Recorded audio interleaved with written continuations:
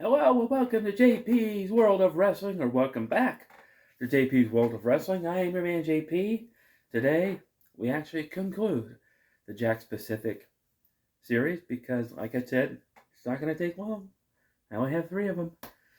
So today, we're covering probably my favorite of all of the Jack Pacific figures, and he's also one of my favorite wrestlers of his generation.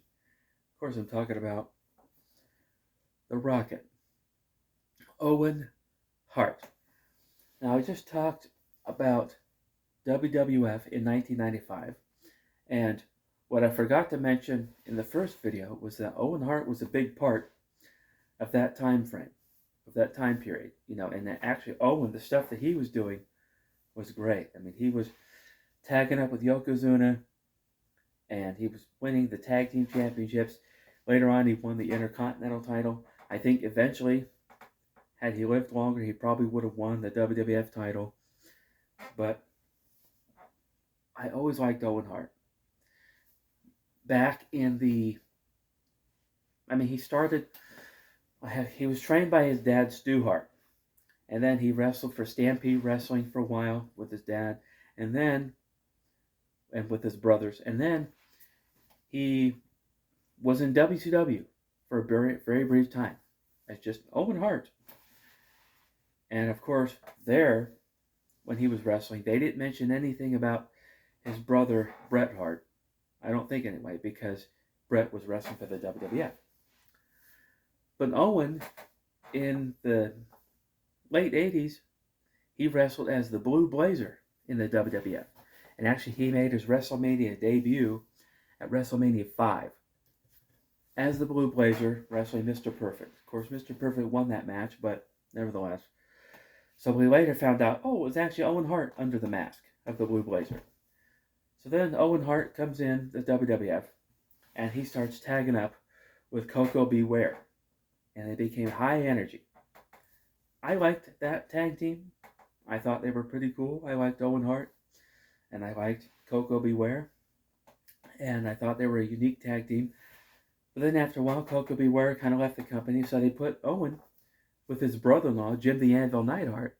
They called them the New Foundation. Now, Jim Neidhart and Bret Hart, his brother, were the Hart Foundation.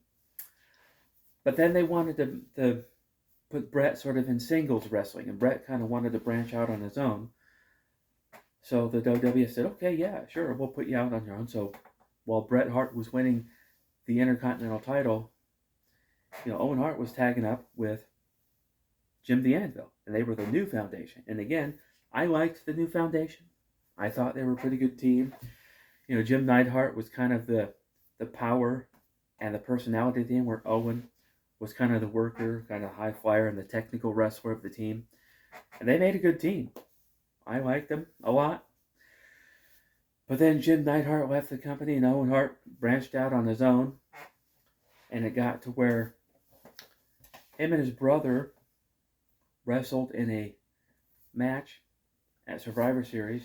Him and his brother and their 2 brothers wrestled in a match against Shawn Michaels and a bunch of knights, like under mask at Survivor Series. Now, I believe that was originally supposed to be Jerry Lawler, because Jerry Lawler was feuding with Bret Hart and the Hart family. And so they set up this match because Jerry Lawler kept insulting the Hart family. You guys are all terrible. You guys are coming from a terrible family. Your parents are old and they look old. And, Lawler just says some pretty nasty things about the Hart family. So they set up this match at Survivor Series, and for whatever reason, Lawler couldn't be in the match, so they replaced him with Shawn Michaels, who also was kind of feuding with the Harts, and because at the time Shawn Michaels had kind of just turned heel, and he had some pretty arrogant things to say, some very heelish things to say about the Harts. So they just put Shawn Michaels in the match, and Shawn Michaels, all of him and all of the Knights were eliminated, but the only one on the Hart team that was eliminated was Owen. And if you go back and watch the match, Owen, Bret was kind of hurt. He kind of was, his head was kind of hurt, and then he was kind of on the ring apron. He was standing in the middle of the ring apron when Owen Hart tried to bounce off the ropes. Bret fell off the ring apron and into the railing. Owen was kind of checking on him like, what the world, Bret? What are you doing? So Shawn Michaels came from behind, rolled up Owen Hart, and pinned him. Owen Hart was then eliminated from the match, so he got mad at Bret, like, Bret, you were in my way. You caused me to be eliminated. So then Owen Hart goes to the back, but then Bret and his two brothers, Bruce and Keith, they won the match. And while they were celebrating, Owen Hart came down, and instead of celebrating, he pulled Bret off from the second rope, got in his face and went, hey man, hey brother, what are you doing? You got in my way. You caused me to lose the match. You caused me to be eliminated. What are you doing? So Bret and both his brothers trying to calm him, like, hey, calm down, man. We won the match. We're victorious. We got the last laugh, but Owen wasn't having it. So then, I think it was on Raw or something. Actually, it was at the next paper. Actually, I think it was it was at the Royal Rumble, 1994, when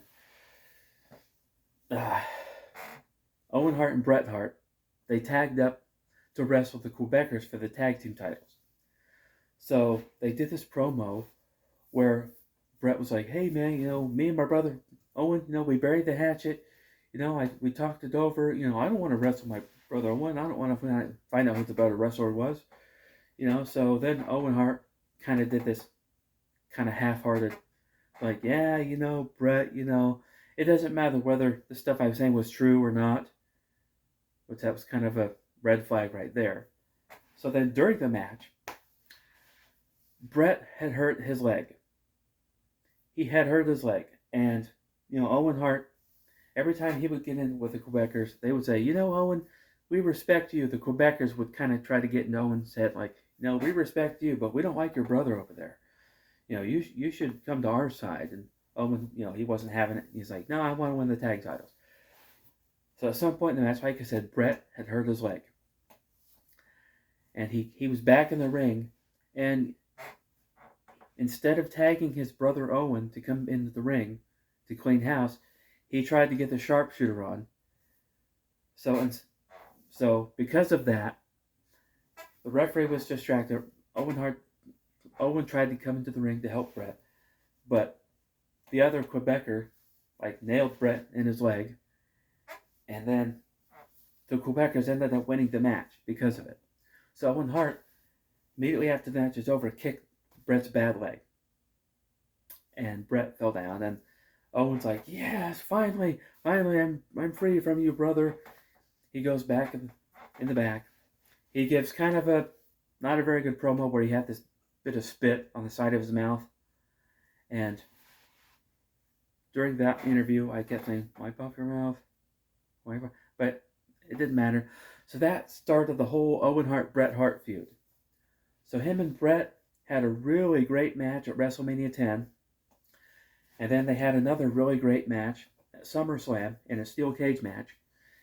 Now that match, it wasn't the type of steel cage match where they're slamming each other's face against the steel cage and they're both bleeding.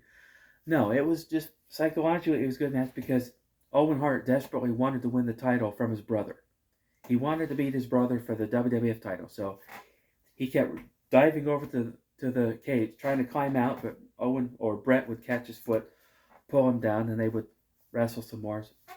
Eventually, Bret won the match. So that's kind of what started that whole feud. So then Owen Hart at WrestleMania, I think it was 11, he went out. That's when he started tagging up with Yokozuna, and they beat the Smoking Guns for the tag titles. And that's when, Owen Hart eventually broke away from Yokozuna and started tagging up with the British Bulldog. And so, the years flew by, and then eventually 1997 was here, and Bret was kind of having a thing where he was saying, why is the audience booing me and cheering for Steve Austin? Why is that happening? I'm a hero. I should be a hero to these people. I stand up for what's right, And these people were booing me. So that's when he kind of made up with Owen, and he made up with the other guys that would later become the faction of the Hart Foundation. So then Owen Hart was part of that Hart Foundation. But in late '97, we all know what happened with Brett. Brett, went to WCW, but Owen Hart stayed. He stayed in the WWF, and during the Attitude Era, up until 1999, in my opinion, Owen Hart was the single best thing that the WWF had going in the late '90s. In my opinion, he just was, bar none. They didn't have anything else really that I was interested in, really. They had a few like side characters that were kind of cool, but they weren't going to use those guys for anything. Owen Hart was the deal. To me, Owen Hart he was my whole reason for watching WWF anyway. So, but we all remember what happened in 1999. They kind of brought back the Blue Blazer gimmick, and Owen was trying to convince everybody, no, I'm not the Blue Blazer. Look, that's the Blue Blazer. It was like somebody else dressed up in the Blue Blazer gear. But anyway, they did this stunt at a pay-per-view where Owen was going to be lowered down, but things went awry and Owen was killed. And when I heard the news, I didn't watch that pay-per-view, but when I heard the news of it that night, I kind of got a little choked up and I kind of got a little emotional because I loved Owen Hart. To this day, Owen Hart was one of my favorite all-time wrestlers. To me, in my opinion, Bret or Owen Hart was probably my favorite wrestler never to have won the WWF title. So, but yeah, this is a pretty good figure. I mean, the looks of it's pretty good. Proportionately, it's pretty realistic. I like how one of the hands is closed for punching. The other one is open. You could do body slams and, and plus the paint, he's got that crown for when he won the King of the Ring. He's got the 2 Slammy because he won 2 Slammies or he won 2 Slammies. And that was an era that I got a kick out of Owen because he would walk down to the ring holding his 2 Slammy awards.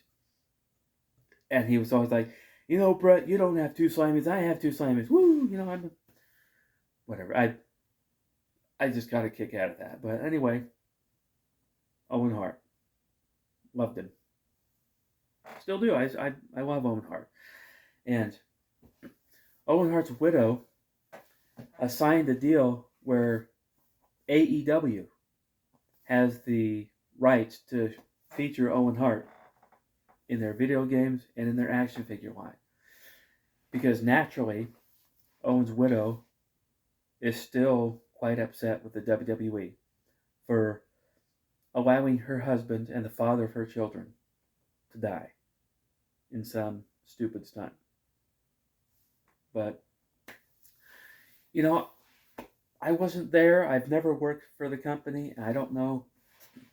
I've heard shoot interviews where certain guys will blame other guys for that occurrence, for that death, and I don't know. I wasn't there. I wasn't privy. I'm just a guy that makes wrestling videos on YouTube. I don't know about any of that. I just know that Owen Hart died, and it was tragic. And I miss seeing him in the ring. And unfortunately, because of all that, Owen Hart probably won't be inducted into the WWE Hall of Fame anytime soon. Which, you can't blame Owen's wife for feeling the way she does. I can't. Anyway, that is going to conclude this video, and that is going to conclude my Jakks Pacific series. On my next video, I'm probably going to talk again about my one Zombie Sailor Toys figure, because I've got another one coming that should be coming anytime now. So, if you're new here, go ahead and like and subscribe, and I'll see you next time.